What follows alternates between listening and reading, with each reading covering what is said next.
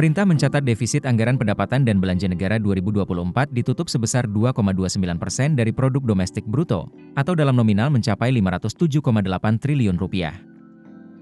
Menteri Keuangan Sri Mulyani Indrawati menyampaikan, defisit tersebut lebih rendah dari outlook laporan sementara sebesar 2,70% dari PDB, namun sesuai dengan target dalam APBN 2024. Kala itu, defisit APBN 2024 diperkirakan melebihi target atau mencapai 2,70% dari PDB lantaran dipengaruhi penerimaan negara yang turun atau terkontraksi 6,2% secara tahunan, kondisi inflasi meningkat atau tertinggi pada Maret yang mencapai 3,1 secara tahunan. Indeks harga saham gabungan melemah pada Juni 2024 mencapai 7.063,6, dan yield SBN mencapai puncak tertinggi pada April dan Juni mencapai 7,2%. Penyebab defisit diperkirakan meningkat diantaranya disebabkan ketegangan geopolitik, fenomena El Nino, perlambatan ekonomi Cina, harga minyak meningkat, dan harga batubara menurun. Sejalan dengan perubahan yang terjadi di semester 2 2024, dengan respons kebijakan di berbagai kebijakan, Sri Mulyani mengungkapkan, meski eskalasi perang di Timur Tengah tidak mengalami penurunan, namun tekanan pada harga minyak mereda. Beberapa harga komoditas yang penting seperti batubara, nikel, dan crude palm oil di semester 2 mulai pulih dan tekanan mulai mereda, serta sebagian komoditas mulai mengalami perbaikan harga.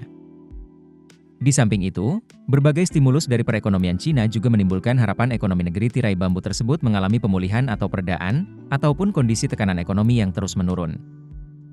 Sejalan dengan kabar baik tersebut, kondisi IHSG mulai mereda dengan posisi pada Juni sebesar 7.063,6, namun pada Desember mencapai 7.079,9. Penerimaan negara mengalami pembalikan dengan adanya pertumbuhan sebesar 2,1% pada Desember 2024. Selanjutnya, kondisi nilai tukar rupiah sedikit mengalami peredaan berada di level Rp16.162 per dolar AS pada Desember 2024, atau membaik dari kondisi pada semester 1 2024 atau pada Juni 2024 yang mencapai Rp16.421 per dolar AS. Ini semua memberikan dampak dan membuat APBN tetap bisa beroperasi optimal.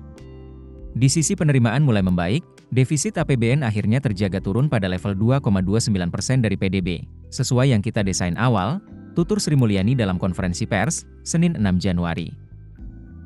Sejalan dengan itu, defisit keseimbangan primer mencapai 19,4 triliun rupiah, lebih rendah dari target dalam APBN 2024 yang mencapai 25,5%, atau mencapai 75,9% dari target.